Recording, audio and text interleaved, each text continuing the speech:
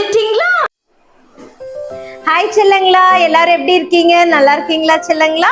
சரி வாங்க இந்த நாளுக்குண்டான கதைக்குள்ளார போயிடலாமா? ஒரு காட்டுல ஜீரோ பன்னி அப்படின்னு சொல்லி ரெண்டு பேர் இருந்தாங்க செல்லங்களா.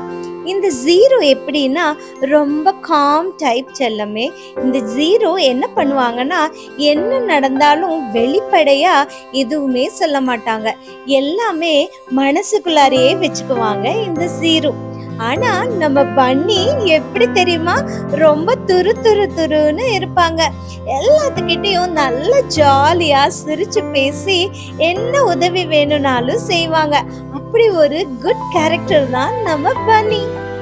ஒரு நாள் இந்த ஜீரோ அவங்களுடைய சொந்தக்காரங்களை பாக்குறதுக்காக பக்கத்து காட்டுக்கு போயிட்டாங்க. அப்போ அந்த காட்டுலயே தங்குறதுக்காக கேனி அப்படின்னு ஒரு அண்ணன் வந்தாங்க. இந்த கேனியும் பன்னியும் நல்ல க்ளோஸ் ஃப்ரெண்டா ஆயிட்டாங்க செல்லங்களா.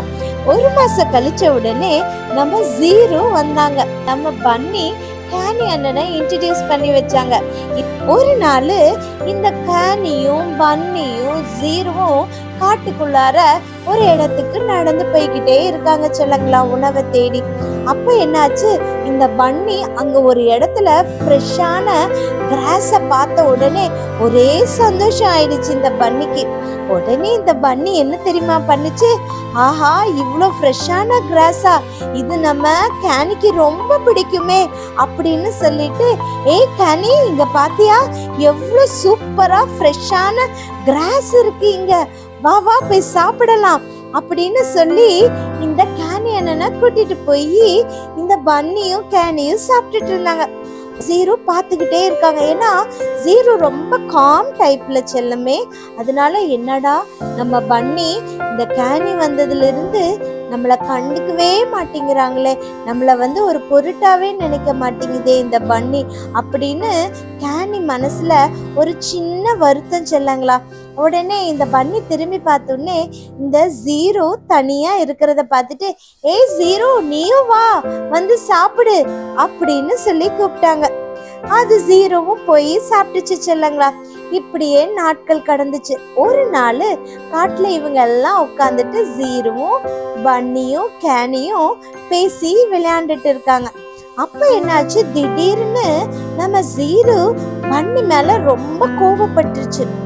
ஏன் கோவப்பட்டுச்சு தெரியுமா, அதுக்கு தாழவே முடியல. உடனே பன்னி நீ இது பண்ணிட்ட அதை பண்ணிட்டேன்னு பன்னி மேல கம்ப்ளைண்ட் நம்ம ஜீரோ முன்ன வச்சுச்சு.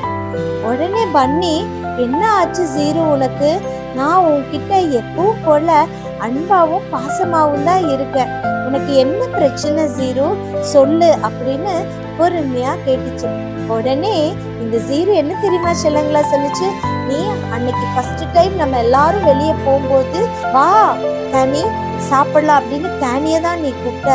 எனக்கும் ஃப்ரெஷ் கிராஸ்னா ரொம்ப பிடிக்கும்ல, ஆனா நீ என்னை கூப்பிடவே இல்லை. என் மனசு எவ்வளோ கஷ்டப்பட்டுச்சு தெரியுமா, நான் உன் ஃப்ரெண்டு தான், நான் என்னை நீ கூப்பிடவே இல்லையே அப்படின்னு இது சொல்லிச்சு.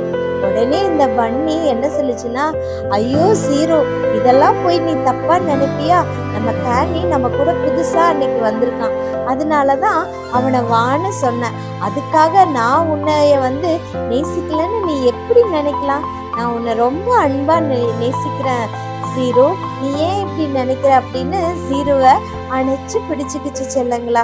இவ்வளோ நாளும் நீ மனசுக்குள்ளாரே வச்சுக்கிட்டு இருந்து தேவையில்லாத பகைமை தான் உன் இருதயத்துல வந்திருக்கு.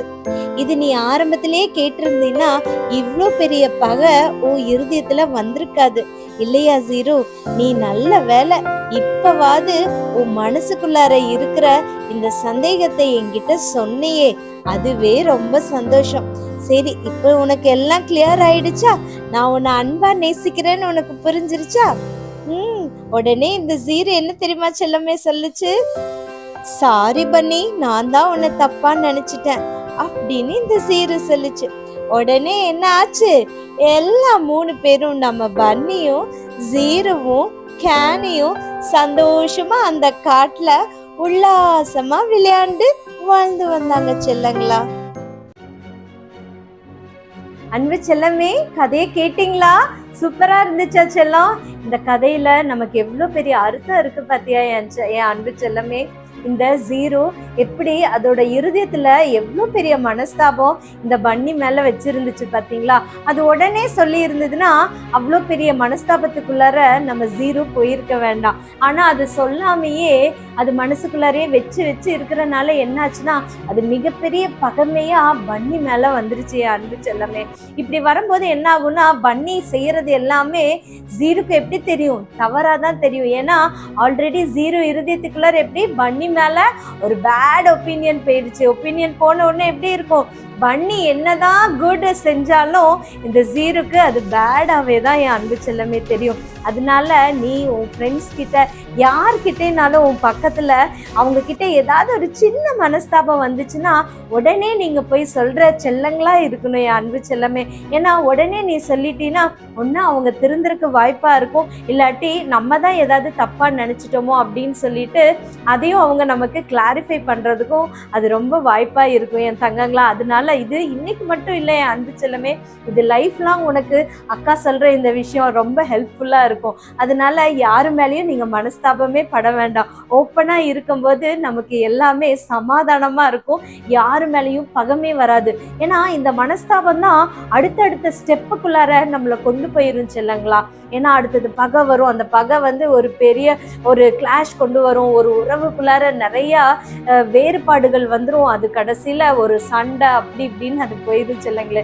ஏன்னா நம்ம ஏசப்பா பிள்ளைங்க, நம்ம அந்த மாதிரி காரியங்களுக்குள்ளாரையெல்லாம் நம்ம என்ட்ரி ஆகக்கூடாது. சரியா தங்கங்களா? அக்கா சொன்னது உங்களுக்கு ரொம்ப புரிஞ்சுச்சா? சரி, நம்ம பைபிள்ல நம்ம ஏசப்பா இதுக்கு அழகான ஒரு வார்த்தையை கொடுத்துருக்காங்க. இது என்ன வார்த்தைன்னு சொல்லி பார்ப்போமா? அக்கா கூட சேர்ந்து நீங்களும் சொல்றீங்களா செல்லங்களா? வாங்க சொல்லுங்க என் கூட சேர்ந்து. உன் சகோதரன் உனக்கு விரோதமாக குற்றம் செய்தால் அவனிடத்தில் போய் நீயும் அவனும் தனித்திருக்கையில் அவன் குற்றத்தை அவனுக்கு உணர்த்து. அவன் உனக்கு செவி கொடுத்தால் உன் சகோதரனை ஆதாயப்படுத்தி கொண்டான். இந்த வசனம் எங்க இருக்கு? மத்தேயு 18:15. அக்கா இப்போ ஒவ்வொரு வார்த்தையா சொல்றேன், இது கொஞ்சம் பெரிய வசனம் தான் செல்லங்களா. ஆனாலும் இது எப்படியாவது மனப்பாடம் பண்ணிக்கோங்க அக்காக்காக. சரியா செல்லமே? அக்கா இப்ப கொஞ்சம் கொஞ்சமா சொல்றேன், அக்கா கூட சேர்ந்து சொல்றீங்களா? சொல்லலாமா? உன் சகோதரன் உனக்கு விரோதமாக குற்றம் செய்தால் அவனிடத்தில் போய் நீயும் அவனும் தனித்திருக்கையில் அவன் குற்றத்தை அவனுக்கு உணர்த்து. அவன் உனக்கு செவி கொடுத்தால் உன் சகோதரனை ஆதாயப்படுத்தி கொண்டாய். மத்தேயு 18:15. ஓகே அன்பு செல்லமே, இந்த வசனம் பெருசுதான், கஷ்டப்பட்டு எப்படியாவது மனப்பாடம் பண்ணிருங்கடா அக்காவுக்காக. சரியா? அக்கா மறுபடியும் நாளைக்கு நைட் உங்களை பார்க்க வர. சரியா தங்கங்களா? யாரு மேலேயும் இனிமேல் நீங்க என்ன பண்ணக்கூடாது, மனஸ்தாபப்படவே கூடாது. மனஸ்தாபம் எங்க கொண்டு போயிரும்? கரெக்ட் அன்பு செல்லங்களே, பகைமைக்குள்ளார கொண்டு போயிரும் செல்லங்களா. அதனால உங்க மனசுல யாரு மேல என்ன மனஸ்தாபம் இருந்தாலும் இமிடியட்டா அவங்க கிட்ட சொல்ற பழக்கத்தை நீங்க இந்த சின்ன வயசுல இருந்தே கத்துக்கணும். சரியா செல்லங்களா? அக்கா நாளைக்கு நைட் உங்களை பார்க்க வர. இந்த வசனத்தை எப்படியாவது மனப்பாடம் பண்ணிக்கோங்க. சரியா? அக்கா உங்களை நாளைக்கு பார்க்க வரேன். பாய், குட் நைட்.